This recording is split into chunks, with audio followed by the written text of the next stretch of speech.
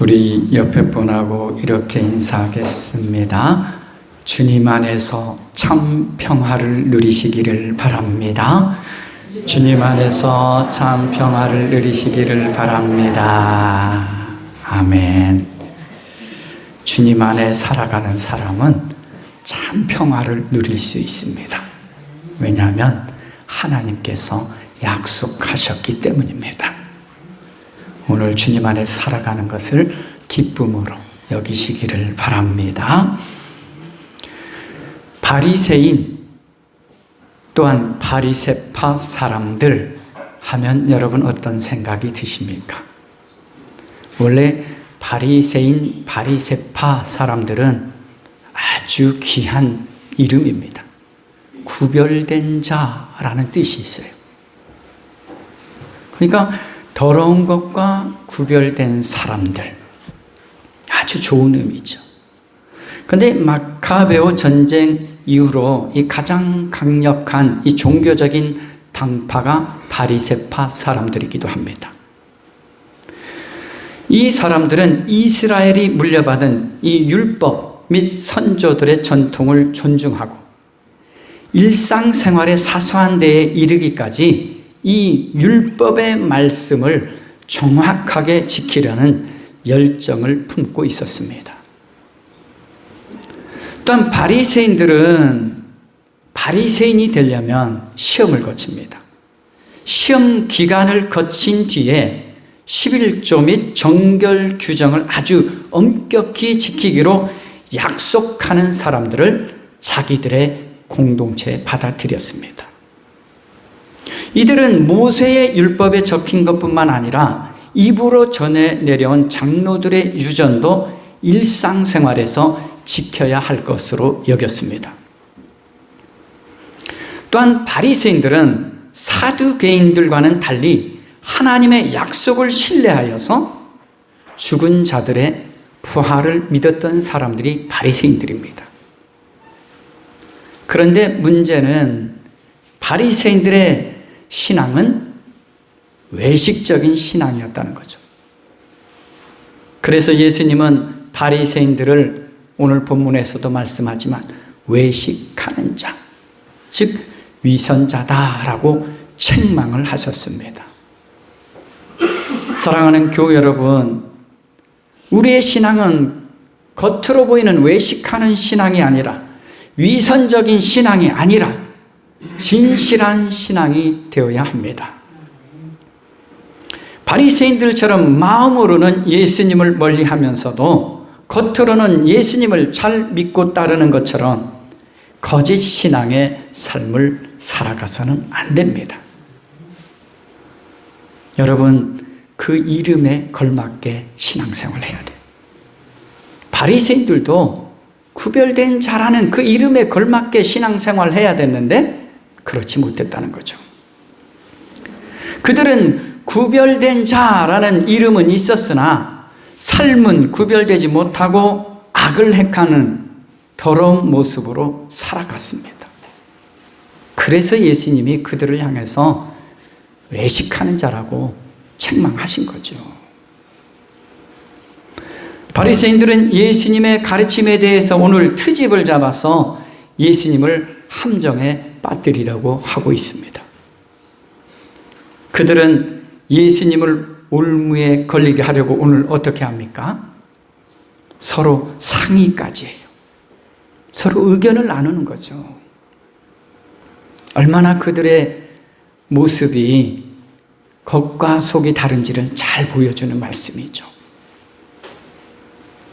오늘 바리새인들이 예수님을 올무에 걸리게 하려는 이유가 뭘까요?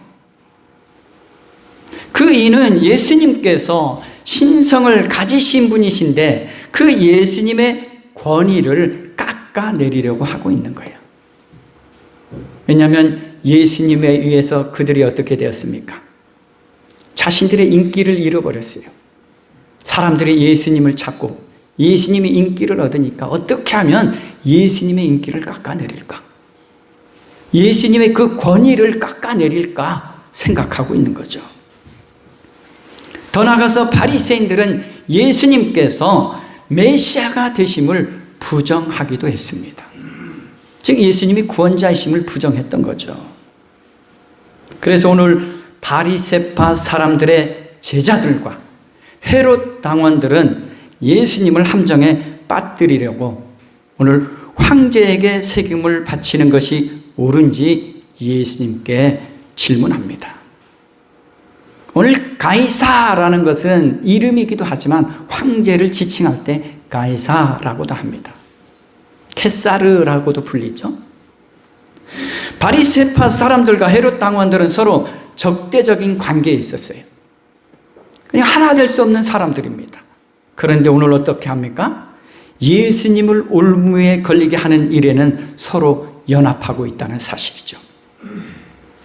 헤롯 당원들은 로마에 충성하는 친로마적인 정치 집단이었습니다. 예수님께서는 이처럼 불의하고 악한 일에 함께 참여하는 것을 원하지 않으십니다. 예수님께서 원하시는 것은 선한 일에 함께 하길 원하시는 거죠. 그런데 불의하고 악한 일에 종교 지도자들, 정치 지도자들이 함께 하고 있다는 거죠. 오늘날 세상도 어떻습니까? 불의한 일에 종교 지도자들이, 정치 지도자들이 함께하면 안 됩니다. 그런데 오늘 그들이 예수님을 부를 때 어떻게 부르고 있습니까? 랍비, 즉 선생님이라고 부릅니다. 아무나 선생님이라고 부르지 않잖아요. 존경하는 사람을 선생님이라고 부르는 거예요. 그런데 그들이 선생님이라고 부르고 있어요. 이것만 봐도 그들의 마음이 어떠한지를 알 수 있어요. 속으로는 예수님을 부인하면서도 겉으로는 예수님을 존경하는 것처럼 아첨의 말을 하고 있는 거죠. 더 나아가 그들은 예수님을 어떻게 지켜 세우고 있습니까? 오늘 16절에 이렇게 말씀합니다. 선생님, 우리는 선생님이 진실한 분이시고 하나님의 길을 참되게 가르치시며 아무에게도 매이지 않으시는 줄 압니다. 선생님은 사람의 겉모습을 따지지 않으십니다. 라고 높여 지켜 세우죠. 그런데 그들의 마음에서 나오는 고백이 아닙니다. 그들은 그런데 거짓으로 예수님에 대해서 이렇게 말했지만 그들의 말 속에는 예수님에 대해서 정확하게 표현하고 있었던 거죠. 자신도 모르게 고백하고 있는 거예요. 예수님이 곧 길이요 진리요 생명이시며 모든 사람들을 공평하게 사랑하시는 분이시며 모든 것을 다스리시는 메시아이심을 자신도 모르게 고백하고 있는 거예요. 주님께서는 그들의 거짓된 고백을 통해서도 예수님이 곧 메시아가 되심을 오늘 밝히시고 있는 것입니다. 그렇다면 오늘 이 바리새인들과 헤롯 당원들이 하는 이 세금의 문제가 왜 예수님을 올무에 걸리게 하는 일이 되는 것일까요? 이스라엘의 현재 상태는 로마에 예속되어 있습니다. 그래서 모든 유대인은 이 로마에 인두세를 내야 했습니다. 그러니까 한 사람당 개인적으로 부과하는 세금이 있다는 거죠. 로마에 세금을 내지 않는 것은 로마 제국에 대항하는 일이 되었습니다. 그래서 오늘 세금을 내지 않는 것은 마치 유대인들을 선동하여서 로마 제국에 반영하는 일이었기 때문에 세금을 내지 않는다라고 말하면 이 로마 제국에 의해서 사형을 당할 수도 있었습니다. 왜냐하면 유대인들은 이 로마 제국에 세금 넣는 것을 거부하고 있었기 때문이죠. 이처럼 바리새파 사람들과 헤롯 당원들은 예수님을 올무에 빠지게 하여서 죽이려고 음모를 꾸미고 있었던 것입니다. 또한 거꾸로 만일 예수님이 로마 제국에 세금을 내지 않아야 한다고 말한다면 이 제목을 가지고 예수님을 또한 고소할 수도 있는 거예요. 로마 제국에 고소하는 거죠.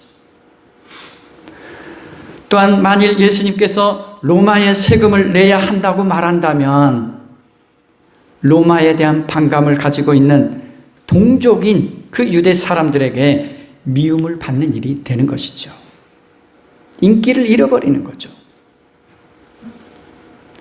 어떻게 대답하든 올무에 걸릴 수밖에 없는 질문을 오늘 이 바리새파 사람들과 헤롯 당원들이 하고 있는 것입니다. 빠져나갈 길이 없는 거죠.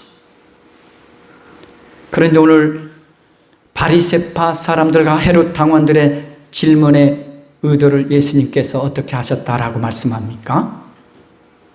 오늘 본문에 보면 이미 아셨다. 18절에 이렇게 말씀합니다. 예수께서 그들의 간악한 생각을 아시고 말씀하셨다. 위선자들아 어찌하여 나를 시험하느냐. 오늘 그들의 간악한 생각, 간사하고 악한 생각을 이미 아셨다라고 말씀합니다. 그들의 생각을 아셨다라는 것은 예수님이 곧 메시아이심을 다시 한번 나타내는 말씀이에요. 왜냐하면 사람의 생각과 사람의 마음을 아시는 분이 누구입니까? 하나님이시잖아요. 예수 그리스도는 하나님이심을 이 말씀을 통해서도 보여주고 있는 것입니다. 여러분, 사람이 사람의 생각을 알 수 있습니까? 사람이 사람의 마음을 알 수 있습니까? 모르잖아요. 저도 여러분의 마음을 다 모릅니다. 왜냐하면 겉으로 드러난 것만 어느 정도 알지요. 속마음은 조금씩은 알 수 있죠. 근데 다 몰라요. 하나님은 사람의 마음을 꿰뚫어 통찰하시는 분이십니다. 그래서 이미 아시는 분이시죠. 그리고 예수님께서 이렇게 말씀하십니다. 세금 낼 돈을 내게 보이라. 그러자 그들이 데나리온 하나를 가져옵니다. 이 데나리온 하나는 이 병사나 노동자들의 하루 품삯에 해당하는 것이었습니다.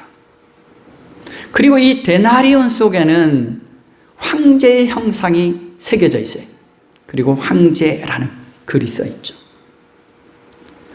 데나리온을 받으신 예수님이 그들에게 이렇게 물으십니다. 다 알고 있는 질문을 하죠. 이 초상은 누구의 것이며 적힌 글자는 누구를 가리키느냐. 분명히 황제의 형상이 그려져 있는 거죠. 예수님의 질문에 그들은 말합니다. 황제, 즉 가이사의 것이다 라고 대답을 합니다. 예수님은 그들의 대답을 통해서 그들이 어떻게 해야 할지를 오늘 알려주신 것입니다.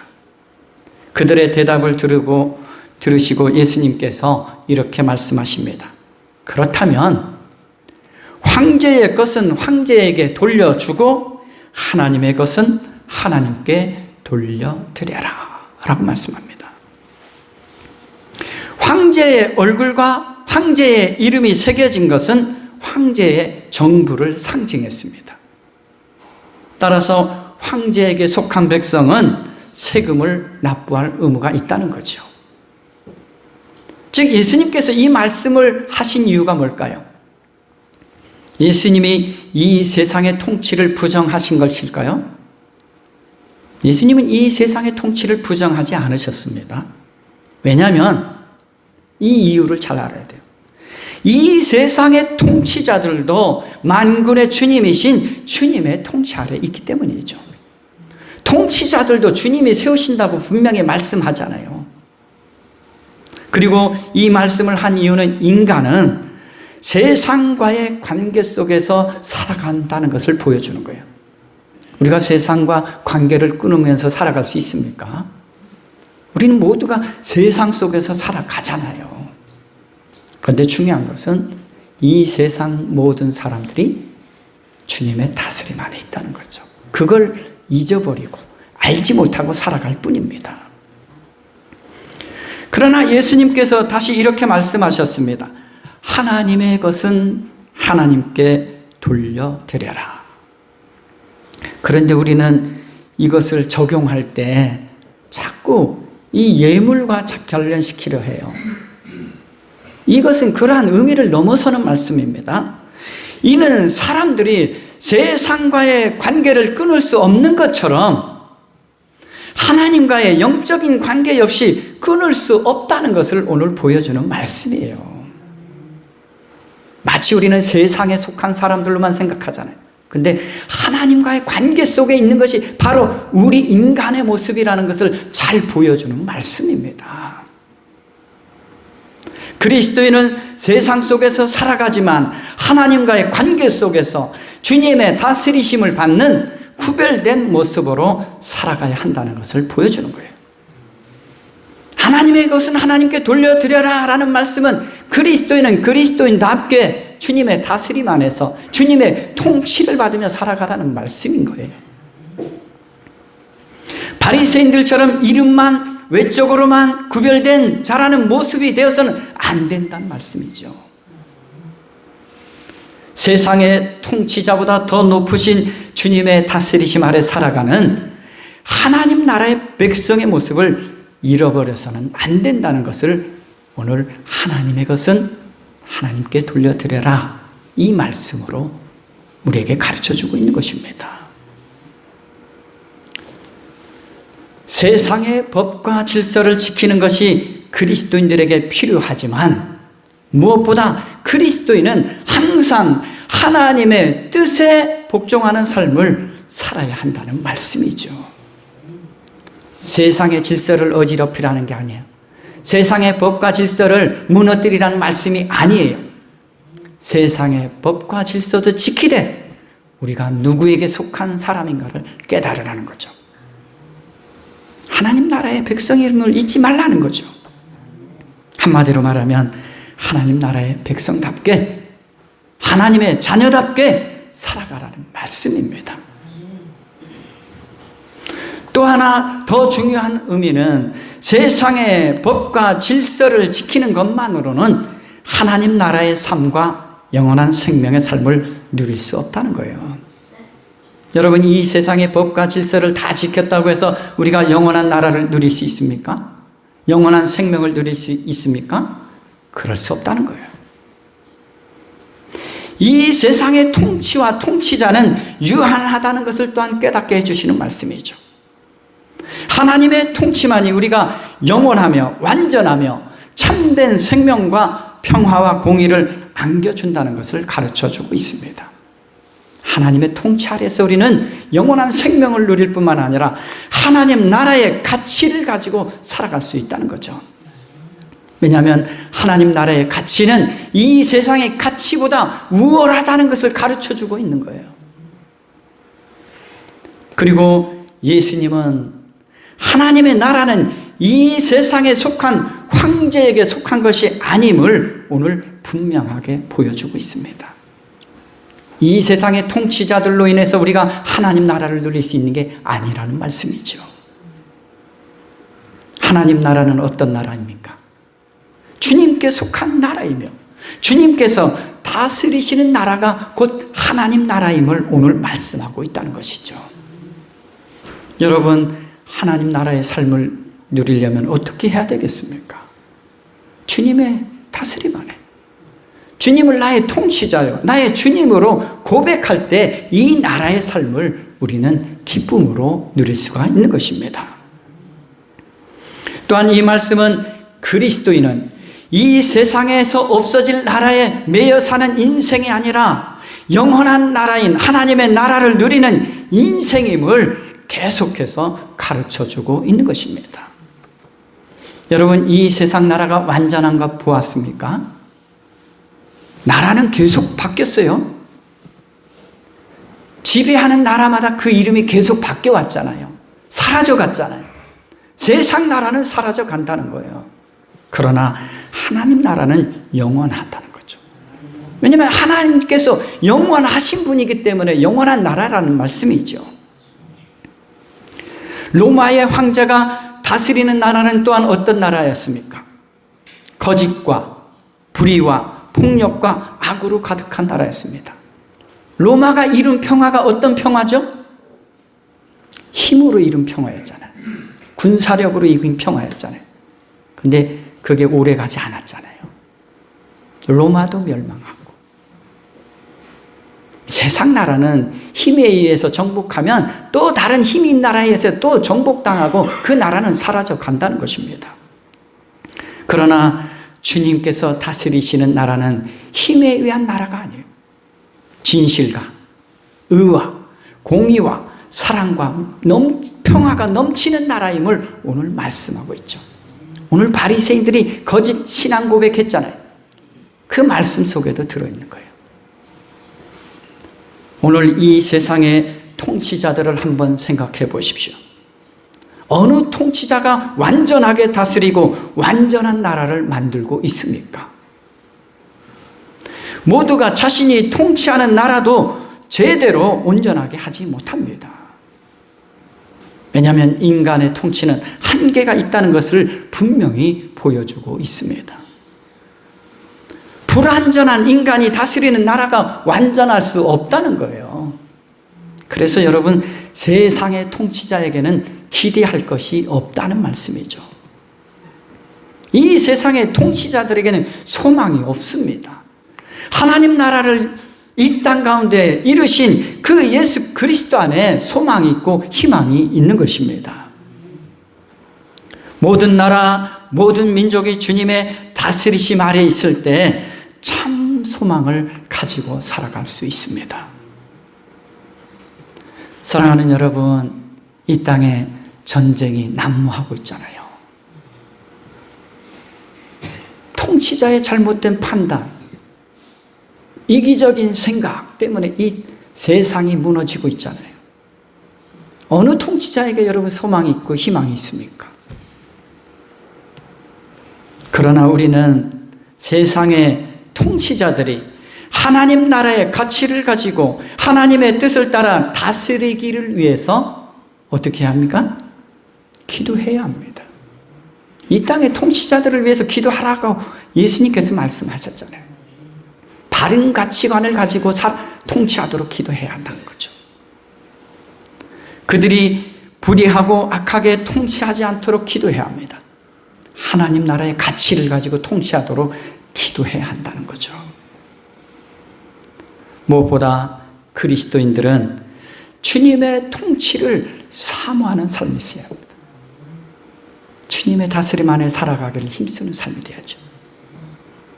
왜냐하면 주님의 다스리심 아래 살아가는 삶이 하나님 나라의 기쁨과 영원한 즐거움과 평화를 누리는 길이기 때문입니다. 우리는 이 세상을 공평과 정의와 사랑으로 다스리시는 주님을 의지하고 섬기며 살아가야 합니다. 하나님은 공의의 하나님이십니다. 공평으로, 정의로, 사랑으로 다스리신 분이 하나님이십니다. 시편 97편 1절과 2절에 보면 주님께서 어떻게 다스리신지를 이렇게 말씀하고 있습니다. 주님께서 다스리시니 온 땅아 뛸 듯이 기뻐하여라. 많은 섬들아 즐거워하여라.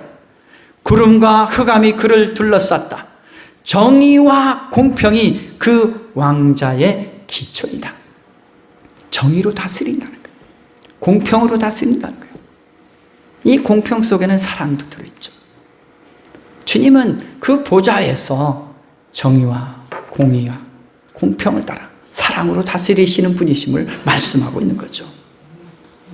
사랑하는 교회 여러분, 주님의 다스리심 아래 살아가는 우리들에게는 희망이 있습니다.